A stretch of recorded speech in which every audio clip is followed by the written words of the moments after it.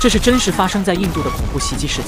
一声爆炸直接掀翻印度最精锐的陆军车队，埋伏在两侧的大量恐怖分子集中交叉火力，朝着印军车辆疯狂残暴扫射，大巴车瞬间被打成马蜂窝。由于印度士兵毫无防备，被打得溃不成军。等后面车上的士兵下车还击，恐怖分子边打边撤，他们明显是不想恋战。随后头目按下手中的遥控器，引爆事先埋伏好的炸弹，车队瞬间火光四射。此次袭击一共造成印军28人死亡。此次恐怖分子气焰嚣张，印方自然是咽不下这口气，直接派出一支特种部队前去围剿。深夜里，2架米17式直升机从空中飞来，下面就是缅甸境内的山林。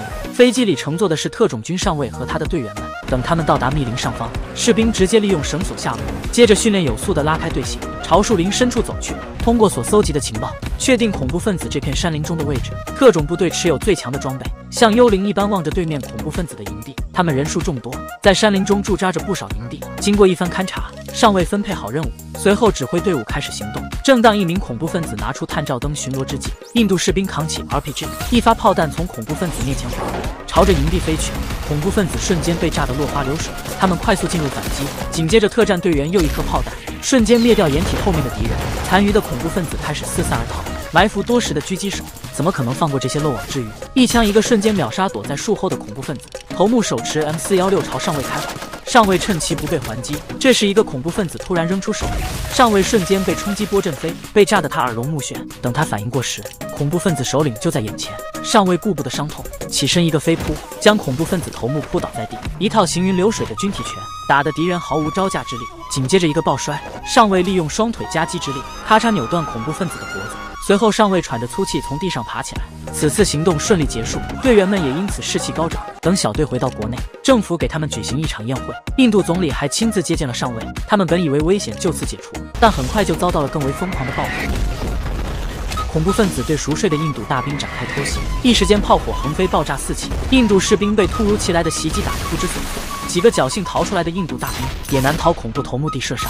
这时，一名恐怖分子肩扛 RPG， 朝着哨岗发射了一枚火箭弹，紧接着又往营帐扔下手榴。一时间，印兵营地炮火不断，哀嚎不止。但恐怖分子仍然不解冻，端起火麒麟又是一通扫射。此时，印军增援赶来，几人才不慌不忙带着同伙撤离。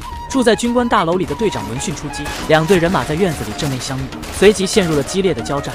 副队长凭借灵活的蛇皮走位，轻松躲过机枪的扫射。楼顶的恐怖分子随即把武器换成 RPG， 队长借机移动位置，正在对方准备扣动扳机时，队长一个空中翻转2周半，再次轻松躲开火箭弹袭击，随后找到掩体躲避。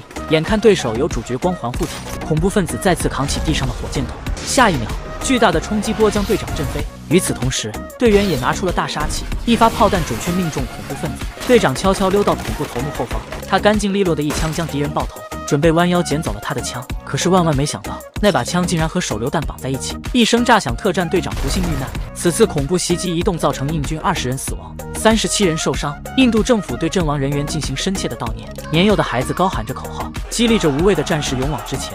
而本次的袭击彻底惹怒印度政府，决定对恐怖分子展开全面进攻。军方展开会议协商，制定计划。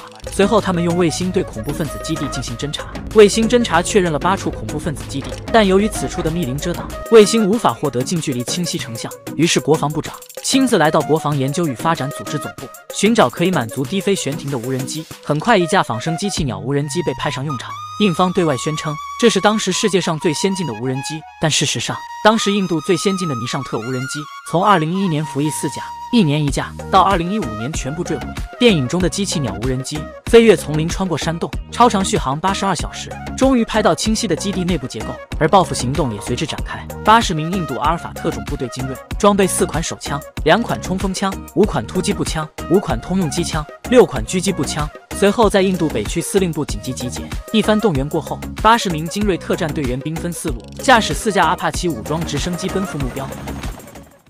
这是一场动用国家力量，以复仇之名展开的击杀行动。80名印度阿尔法特种部队兵分4路，驾驶4架阿帕奇武装直升机，从印度北区司令部起飞。他们将飞越丛林，越过边境，对巴控地区的多个恐怖组织基地进行外科手术式打击。原定计划在1个小时内搞定战斗，但现实总是会有偏差。就在队长带领阿尔法小队即将穿越边境线时，被巴铁最新部署的雷达发现。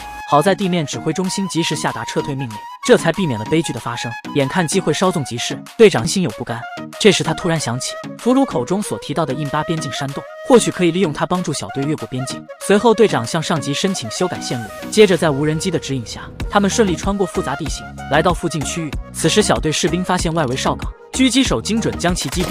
小队继续向恐怖分子基地挺进，很快 B1基地出现在眼前，紧接着士兵剪断基地大门铁锁，兵分两路对基地进行包围。此时一名恐怖分子准备出门方便，等他抬头直接被吓懵，一名特战队员从背后出手将他秒杀。随后小队突入大楼，室内 CQB 战术配合起来，恐怖分子被打得毫无招架之力，顷刻间敌方全数击毙。第一个打击计划进展顺利，紧接着他们直奔恐怖分子老巢。到达目标区域后，小队随即兵分几路展开布控，特战队员倒挂金钩，在墙体安置爆破装置，一切准备就绪后，战斗正式打起来。特战队员从楼顶一跃而下，对屋内的恐怖分子逐个清除。小队快速推进，一时间枪声四起，每一秒都有敌人倒下。有几名恐怖分子想从后门逃走，不料被埋伏的狙击手射杀。有一人直接跳窗，不料被队长一枪撂倒。为了逼他说出头目下落，队长残忍割断他的脚趾。就在获得关键信息后，邻国警车呼啸而来，留给小队的时间已经不多，他们必须立即撤离。队长让其他队员先走，自己顺着电线找到了头目所在的屋子。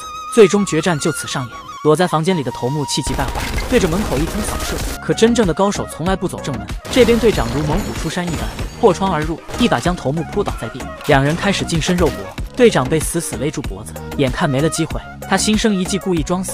等到对方松懈时，队长突然使出抠眼大法，成功将头目反杀。随后特战队员紧急撤退，邻国出动直升机在后面一顿扫射。奇怪的是，没有一个人中弹。此刻队长打出信号弹，顺利召唤出印军救援机，最终小队全员平安归国。